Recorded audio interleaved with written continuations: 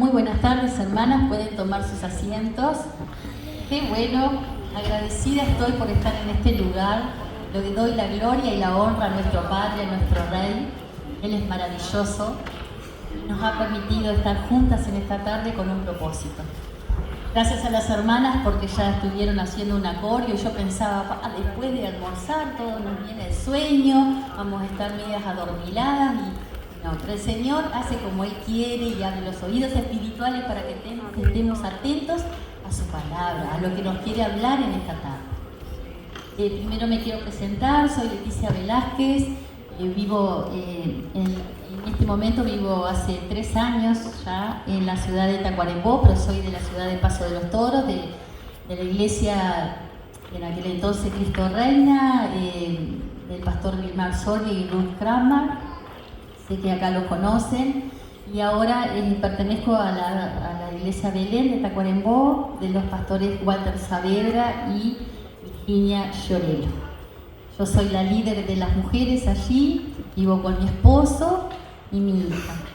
Y bueno, después van a ir conociendo un poco más en esta tarde de lo que les traje para compartir de mi vida, de lo que Dios ha hecho, porque ha sido realmente poderoso lo que Él ha hecho en mi vida.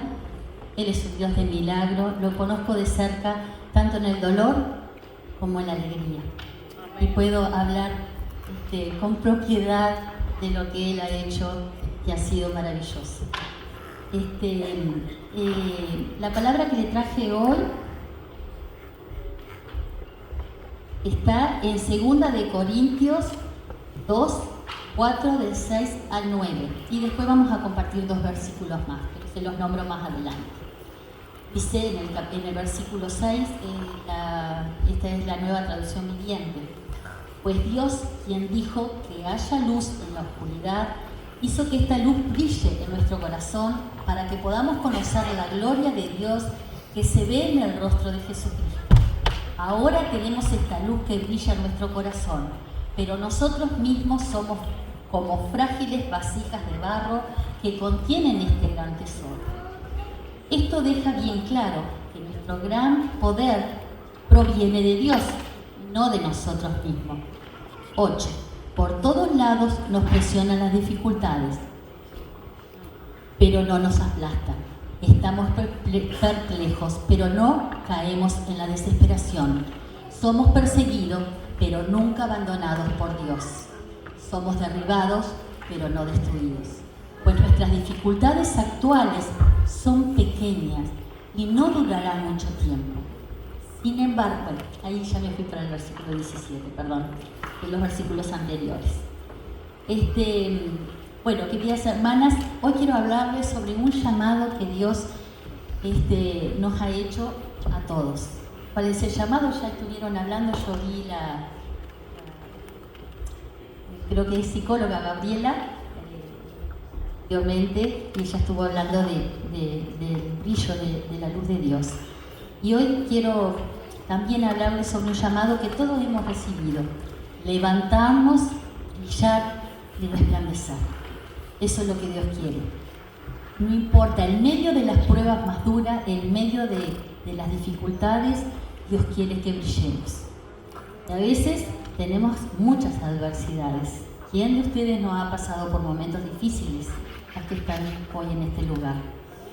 Y bueno, como la Biblia nos recuerda en estos versículos que le compartí recién, que Dios ilumina nuestras tinieblas y que aunque enfrentemos dificultades, podemos salir adelante porque tenemos una esperanza eterna en Cristo Jesús. Y eso es maravilloso, esa esperanza que nos da en medio del dolor y en medio de la dificultad. Así que Dios dijo a través del apóstol Pablo que de las tinieblas resplandeció la luz. Y Él es quien ilumina nuestros corazones para que podamos conocer la gloria que es derramada en el rostro de Jesús. ¡Qué maravilloso! Y bueno, de a poquito le voy a ir contando, voy a tratar de ser sintética, lo que Dios permitió en mi vida y los procesos que he pasado. Tenía 2 hijos varones, Gonzalo. Cuando tenía Gonzalo 3 años, hoy tiene 32, él es médico. Y ahí nació Nachito, cuando él tenía 3 años. Nació Nachito, Ignacio le decíamos Nachito. Nachito creció bien, era un bebé hermoso, que pesó 4 kilos 340. Un bebé que todos tenían que ver con él en el sanatorio, porque parecía que yo estaba criado de un mes cuando nació. Y bueno, él creció, fue creciendo hasta que más o menos cuando tenía 7, 8 meses de edad, yo veía que venía del trabajo y que él estaba como decaído, se le caían los juguetes de la mano, empezó con vómitos muy fuertes, con dolores de cabeza, pesa muchísimo. Y bueno, lo llevé reiteradas veces a la pediatra, pero en Paso de los Toros, esos casos así un poco difíciles no están acostumbrados los pediatras. Entonces pedí urgente que trasladaran a Montevideo, que hay más recursos. Nos fuimos con mi esposo para Montevideo, dejamos a nuestro hijo Gonzalo con los abuelos, y allá en Montevideo, cuando llegamos a la emergencia, el doctor le tocó la cabeza, la mollera, y me dijo, tiene la mollera tensa. Y ¿qué tiene, doctor, de nuestro bebé? Y dice, él tiene hidrocefalia, pero tiene algo más. Yo decía, tenía 28 años cuando eso. Hidro, agua, cefalia, descefalea, algo tiene en la cabeza. Y estaba desesperada por saber qué era. Bueno, al ratito ya coordinaron una ecografía. Hicieron una ecografía y ahí estábamos nosotros con mi esposo adentro y vimos que tenía un tumor grande. Era un tumor más grande que el cerebro. Él se fue desarrollando en esos 7 meses y el tumor cerebral creció más que el cerebro y empezó a aplastar zonas vitales y por eso se le caían las cosas de la mano, no tenía fuerza, vomitaba y todo eso. Imagínense que lo operaron un domingo, un sábado, y el domingo reunieron al equipo para operarlo porque era urgente que lo tenía que operar, o me decían que Nachito se iba a morir. Y tuvo 10 horas más o menos de la operación y me entregaron, como no me lo entregaron porque fue a CTI de niños, pero fue como que un tren nos chocara de frente. Como que venimos bien, caminando por la vida, y pasa una locomotora, nos agarra y nos deja mirando hacia el otro lado. No sabíamos qué hacer, no sabía qué estaba pasando, las cosas que nos decía el médico técnicamente. Así que Nacho estuvo 7 meses en el CTI americano en Montevideo. Y ahí pasaron muchas cosas, él siempre estaba grave, se agarró una meningitis también intrahospitalaria. Pasamos muchas cosas ahí. Y allí nos fui a visitar, que capaz que algunos lo conocen, el pastor Francia, que hoy tiene 102 años. Fue a visitar, oró por nuestro hijo. Y yo ahí estaba con mi fe bastante floja. Pero muchas veces Dios nos tiene que permitir cosas dolorosas en nuestras vidas para que volvamos a sus caminos, para que volvamos a Él. Muchas veces venimos por dolor y no por alegría o por amor. Así que él estuvo 7 meses, muchas operaciones, volvía a crecer el tumor, otras operaciones. Era un tumor benigno, pero donde estaba el tumor localizado era como si fuera un tumor maligno. Pero si es un tumor maligno, me decían que era 2 meses y fallecía. Era un tumor benigno que crecía lentamente.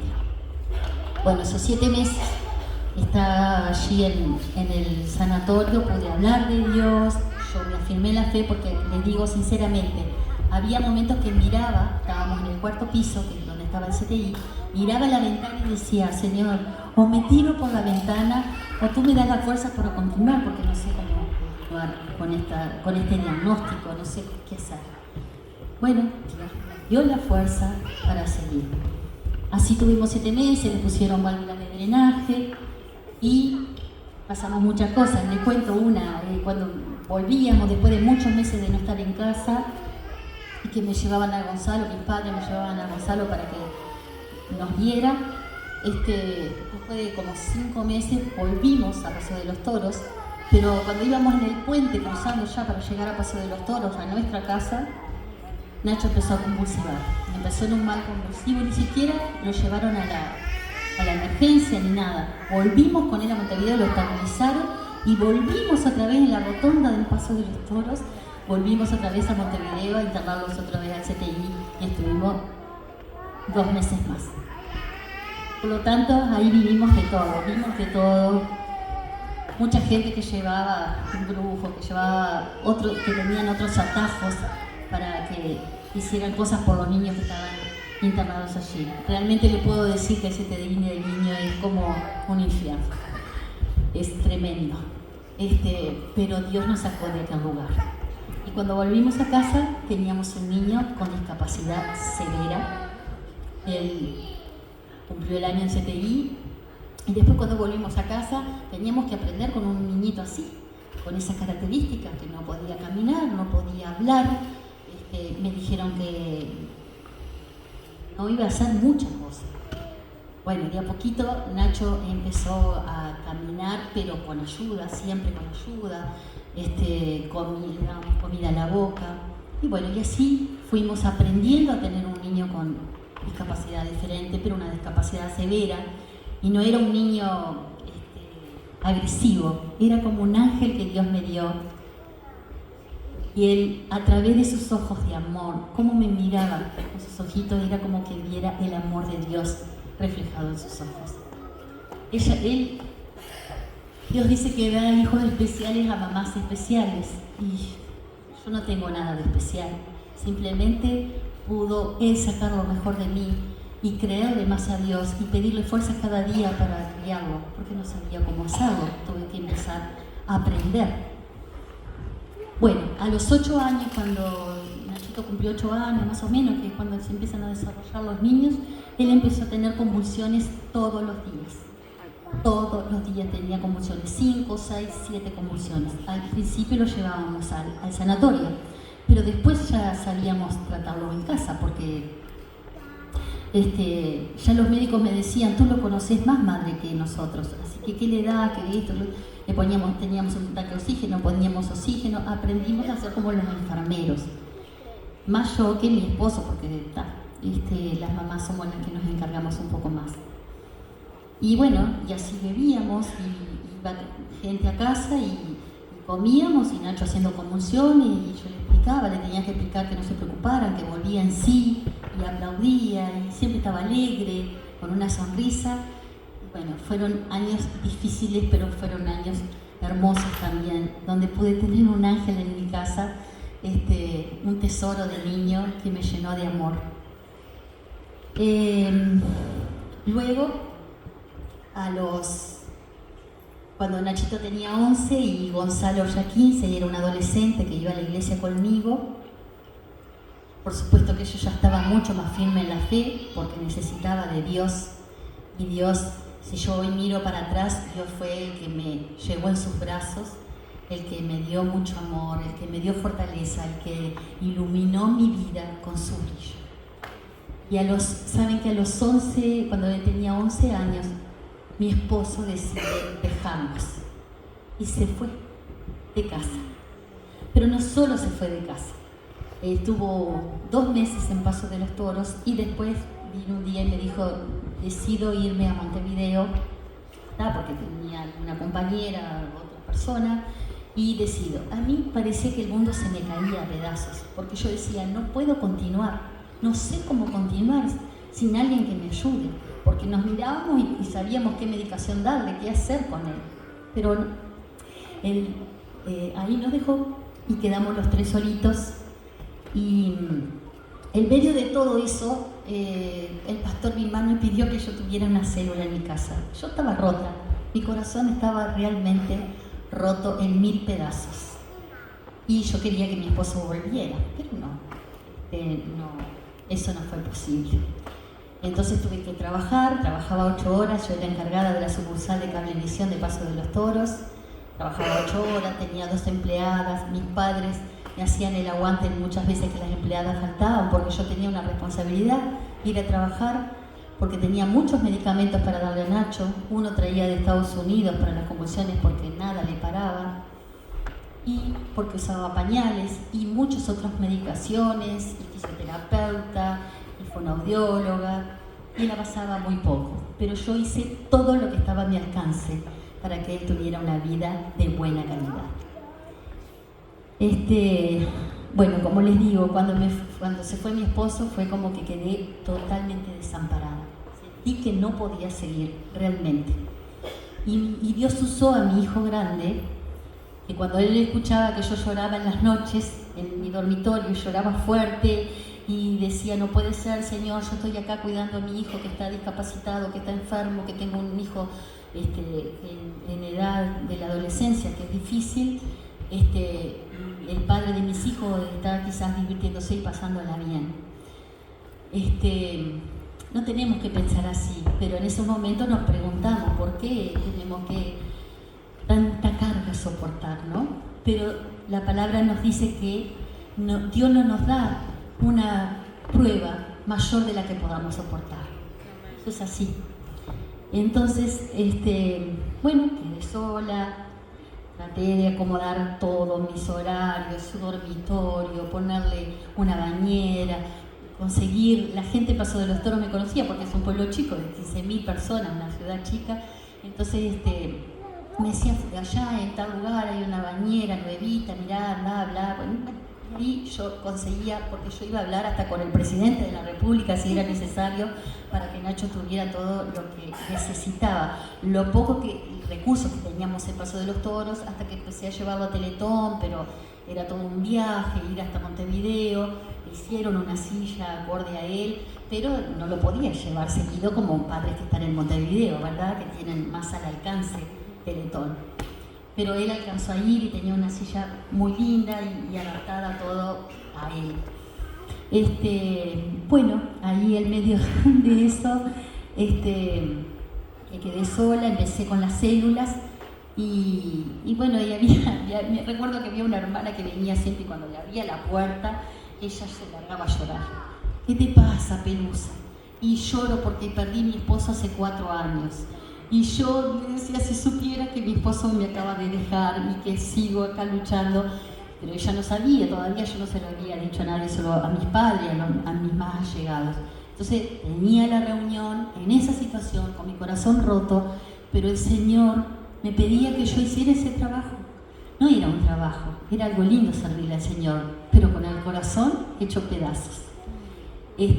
Pero no tenemos que esperar que estemos bien para servir al Señor. En medio del dolor, en medio de la prueba más desafiante, tenemos que servir si tenemos el llamado del Cristo. Entonces, comencé con esas reuniones, eran todas de mujeres, y cuando ella se enteró que yo estaba sola, que estaba pasando por el duelo, que significa una separación, un divorcio, y más con un niño así, de esas características, me decía: ay, pobre Mileti, cómo yo iba a llorar por mi esposo que había muerto hacía 4 años y ella estaba con todo este problema. Hasta hoy me lo dice. Es una persona que quiero mucho, esa hermana.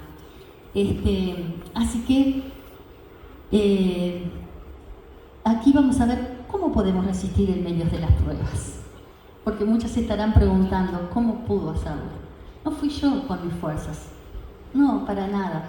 Hoy miro hacia atrás y veo claramente que fue el Señor que me sostuvo con su amor, me sostuvo en sus brazos, me abrazó, fue mi esposo, fue el padre de mis hijos, fue todo para mí, mi papá amado. Y entonces allí, como hemos leído anteriormente, ¿cómo podemos resistir en medio de las pruebas? Pablo nos recuerda, como recién leíamos, que estamos atribulados, pero no aplastados. Estamos perplejos, pero no estamos desesperados. Estamos perseguidos, pero no desamparados. Estamos derribados, pero no estamos destruidos. ¿Y qué nos quiso decir Pablo con esto? Resiliencia, amadas, en medio del dolor. Eso es lo que tenemos que tener. con la ayuda de nuestro Padre, tenemos que tener resiliencia en medio del dolor. Hay esperanza y presencia de Dios en medio de las circunstancias difíciles. Recordemos que nuestra identidad no está en nuestras circunstancias, nuestra identidad está en Cristo.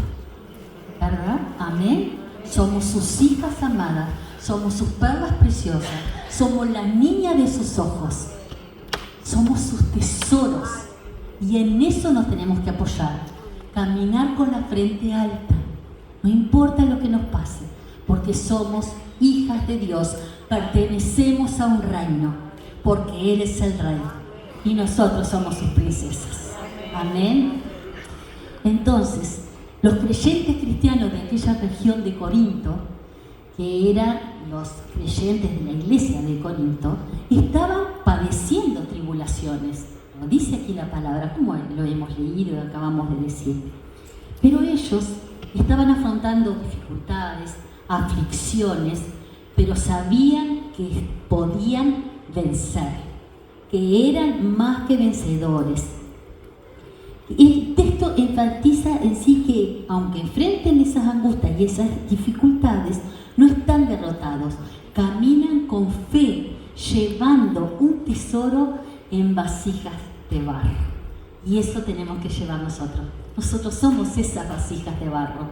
Una tacita, recuerdo que una vez lo leí y me quedó grabado, que una tacita que era de oro en la Casa Real, en el Palacio Real, y una tacita de oro con el platillo de oro. Pero esa tacita tan relucía